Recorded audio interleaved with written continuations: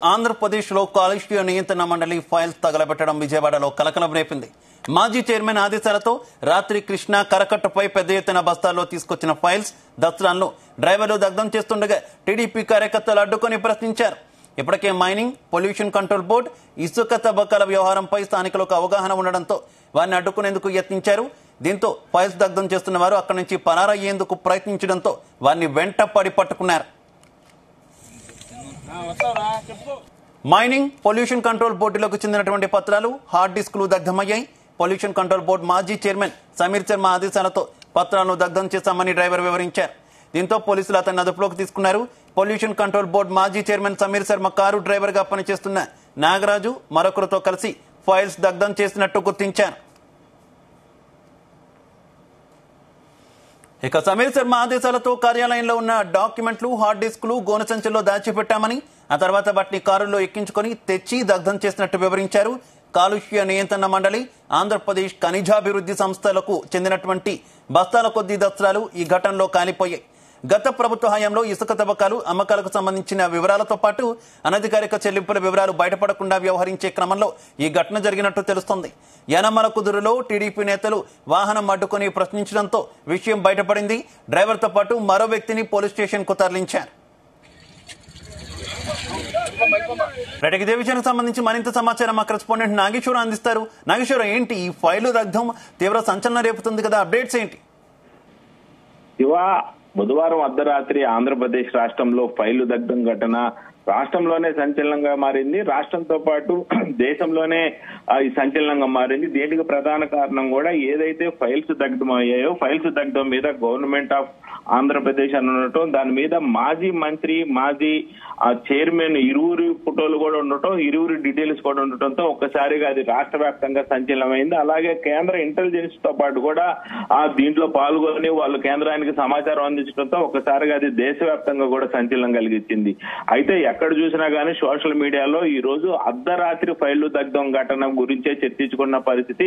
WhatsApp, social media మొత్తం కూడా అర్ధరాత్రి ఆ కరకట్టపై దస్తాల దహనం అనే దాని గురించే ప్రధానంగా చర్చించుకుంటున్నారు. ఈ నేపథ్యంలో ఆ బుధవారం అర్ధరాత్రి ఓ ఇన్నోవా కారులో కొంతమంది వ్యక్తులు వచ్చి కరకట్ట మీద దస్త్రాలు దహనం చేసిన ఘటన చోటు చేసుకుంది. అయితే ఆ ఏసీబీ, గనులు, ఆ ఏపీఎండీసీలకు సంబంధించినవిగా ఈ దస్త్రాలు కనపడతా ఉన్నాయి. దీంట్లో ఉన్న ఫోటోలు, దీంట్లో ఉన్న ఆఫీస్ అడ్రస్లు, ఆఫీస్ పేరుతో, సమాచారంతో. అయితే కొన్ని ఫైళ్లపై ప్రధానంగా చూసుకుంటే పెద్దిరెడ్డి చిత్రాలు ఉండటంతో ఒక్కసారిగా అవాకైన పరిస్థితి.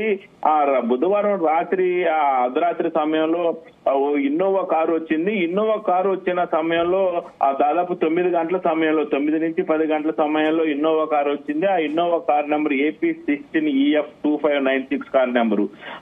అయితే ఇన్నోవా కార్ లో వచ్చిన నేపథ్యంలో ఒక డ్రైవరు, అతనితో పాటు ఇంకొక అతను, ఇరువురు కూడా ఆ ఇన్నోవా కారులో నుంచి కిందకి దిగారు.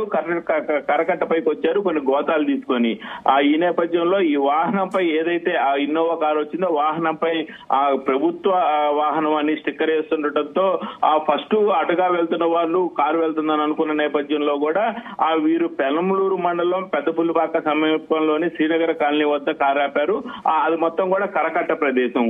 అయితే కారు ఆపున్న సమయంలో అటుగా వెళ్తున్న టీడీపీ కార్యకర్త వాళ్ళని గమనిస్తున్న నేపథ్యంలో కారులో నుంచి దిగే బస్తాలన్నీ కూడా కరకట్ట మీదకి తీసుకొచ్చారు. కరకట్ట మీదకి తీసుకొచ్చి ఫైళ్లు కాల్చడం మొదలు పెట్టడంతో ఒక్కసారిగా నిప్పు రావటం, మంటలు రావటం, గోతాలు కనపడటం, ఫైల్స్ కనపడటంతో అటుగా వెళ్తున్న టీడీపీ కార్యకర్తకి దాని మీద పలు రకాల అనుమానాలు వచ్చినాయి. దీంతో తన దరిదాపుల్లో ఉన్న స్నేహితులకు ఫోన్ చేయడంతో ఎక్కువ శాతం జనం అక్కడికి పోగైన పరిస్థితి అయితే ఉంది. అయితే ఆ తెలుగుదేశం కార్యకర్త వాళ్ళని చుట్టుపక్కల పిలిపించేసరికల్లా అక్కడ దాదాపుగా ఫైల్స్ మొత్తం కూడా సగానికి పైగా దగ్ధమైన పరిస్థితి ఉంది. ఈ నేపథ్యంలోనే వాళ్ళు గబగబా వచ్చి కొంత మేరకు నిప్పులు ఆపి దాంట్లో చూసేపాటికి దాంట్లో ప్రధానంగా చూసుకుంటే ఆ మాజీ మంత్రి పెద్దిరెడ్డి రామచంద్రారెడ్డి, అలాగే కాలుష్య నియంత్రణ మండలి చైర్మన్ సమీర్ శర్మ చిత్రాలు ఉండటంతో ఒక్కసారిగా వీళ్ళు కూడా అవాక్కైన పరిస్థితి. దీంతో ఎమ్మటిని అక్కడ ఉన్న టీడీపీ కార్యకర్తలు అందరూ కూడా పెనమలూరు ఎమ్మెల్యే బోడే ప్రసాద్ కి సమాచారం అందించడంతో బోడే ప్రసాద్ హుటాహుటిన ఘటనా స్థలానికి వచ్చారు. ఆ ఘటనా స్థలానికి రావడంతో ఒకసారిగా ఆ ఫైల్స్ మొత్తం కూడా చూశారు. ఫైల్స్ మొత్తం చూసి హార్డ్ డిస్కులు కూడా పరిశీలించారు. ఈ నేపథ్యంలో దాని మీద ఒకసారిగా పెద్దిరెడ్డి రామచంద్రారెడ్డి ఫోటో, అలాగే సమీర్ శర్మ ఇతర ఫోటోలు ఉండటంతో అవి ఖచ్చితంగా గవర్నమెంట్ కి సంబంధించినవి అనేది అయితే గమనించారు. ఈ నేపథ్యంలోనే ఇన్నోవా కారుతో అక్కడికి వచ్చిన వాళ్ళు ఎమ్మెల్యే రాకని గమనించి ఈ లోపు వారు పరారైన పరిస్థితి అయితే ఉంది. ఇది గమనించిన వాళ్ళందరూ కూడా ఏదైతే అక్కడ టీడీపీ కార్యకర్తలందరూ కూడా గుమ్ముగూడారో వాళ్ళందరూ కూడా యనమల కుదురు వైపు వీళ్ళు ఇన్నోవా కారులో నుంచి వచ్చిన వాళ్ళు పరారవుతున్న నేపథ్యంలో వారిని ఆపి వారిని పట్టుకున్నారు. ఆ కారులో ఇద్దరిని కూడా అదుపులోకి తీసుకొని పెనమూరు ఎమ్మెల్యే బోడే ప్రసాద్ వచ్చిన తర్వాత ఆయనకు అప్పగించిన పరిస్థితి, ఆయన అక్కడి నుంచి పోలీసులకు అయితే పిలిచి అప్పగించిన పరిస్థితి అయితే ఉంది. అయితే ఈ నేపథ్యంలో ప్రధానంగా చూసుకుంటే ఏదైతే ఈ గవర్నమెంట్ కు సంబంధించిన దస్త్రాలు అనేది అయితే క్లియర్ గా అయినాయి. ఏసీబీ గనులు ఏపీ ఎండీసీలకు సంబంధించినవిగా అయితే గుర్తించారు. అలాగే ఏపీ కాలుష్య నాగేశ్వరరావు, మనం విజువల్ లో చూస్తున్నా కూడా బస్తాల కొద్ది దస్త్రాలను తీసుకొచ్చి తగలబెట్టినటువంటి పరిస్థితి కదా. ఏంటి ఈ దస్త్రాల మిస్సింగ్ సంబంధించి ఇప్పుడు దాకా కూడా కొత్త ప్రభుత్వం వచ్చిన తర్వాత అధికారులు ఎవరు కూడా గుర్తుపట్టకపోవడం ఏంటి? అయితే ఏదైతే ప్రభుత్వం ఎన్డీఏ కూటమి ఎలక్షన్ కౌంటింగ్ మొదలు పెట్టిన దగ్గర నుంచి కూడా ఆ మెజార్టీ ఎన్డీఏ కూటమికి రావటం ఎక్కడా కూడా వైసీపీకి సంబంధించిన ఎమ్మెల్యేకు గాని, ఆఖరికి రాయలసీమలో కడప ప్రాంతం లాంటి ఆ కడపలో కూడా ఎప్పుడైతే టీడీపీకి ఆధిక్యం అని వచ్చిందో కడపలో టీడీపీకి ఆధిక్యం అని రావడంతో ఒక్కసారిగా ఆ వైసీపీకి సంబంధించిన మంత్రులు గాని, ముఖ్య నాయకులు గాని, అలాగే ఏదైతే గవర్నమెంట్ కి సపోర్ట్ చేసిన ప్రభుత్వ అధికారులు మొత్తం కూడా ఒక్కసారిగా ఎలక్ట్ అయిన పరిస్థితి. అన్ని ప్రభుత్వ కార్యాలయాల్లో కీలక ఫైల్స్ అన్ని కూడా ఆ పూటే తీసుకెళ్లిన పరిస్థితి అయితే ఉంది.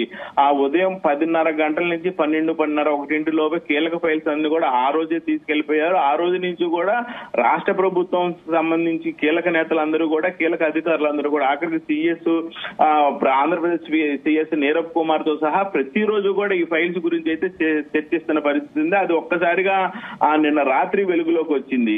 ఆ కరకట్టపై పెద్ద ఎత్తున బస్తాలు తీసుకొచ్చి తగలబెట్టడం అనేది ఇప్పటికే ఈ ఘటన రాష్ట్ర వ్యాప్తంగా కలిగించింది. ఇలాగే ఇంకా చాలా శాఖలకు సంబంధించిన ఫైల్స్, చాలా శాఖలకు సంబంధించిన హార్డ్ డిస్కులు మొత్తం కూడా ఇప్పటికి కూడా వేరే వేరే వ్యక్తుల దగ్గర ఉన్నాయి అనేది ప్రభుత్వం దగ్గర ఉన్న సమాచారం. దాని గురించి రాష్ట్ర వ్యాప్తంగా కూడా అందరూ చర్చించుకుంటున్న సమాచారం.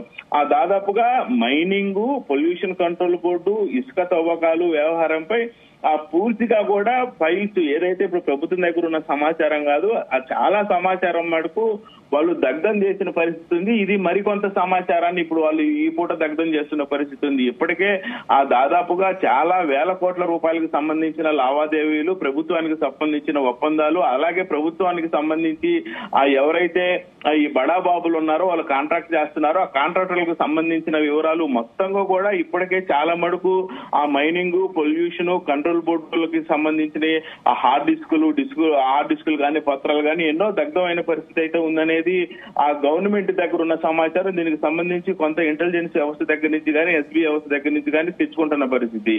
అయితే ఆ సమీర్ శర్మ ఆదేశాలతోనే కార్యాలయంలో ఉన్న డాక్యుమెంట్లు కానీ, హార్డ్ డిస్కులు కానీ గోను సంచుల్లో దాచిపెట్టామని, ఆ తర్వాత వాటిని కారులో ఎక్కించుకొని తెచ్చి దగ్ధం చేశామని ఆ కారు డ్రైవర్ చెప్పడంతో ఒక్కసారిగా ఆ రాష్ట్ర వ్యాప్తంగా కూడా సంచలనం కలిగించింది.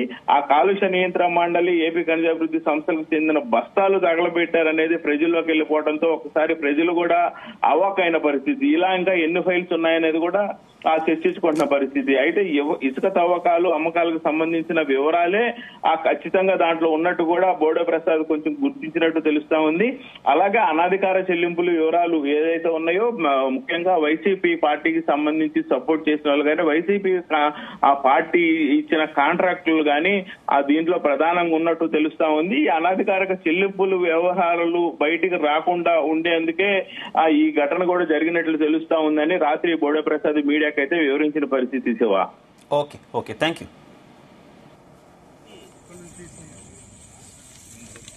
వస్తారా చెప్పుకో, ఇంకో ఇద్దరు చెప్పుకో.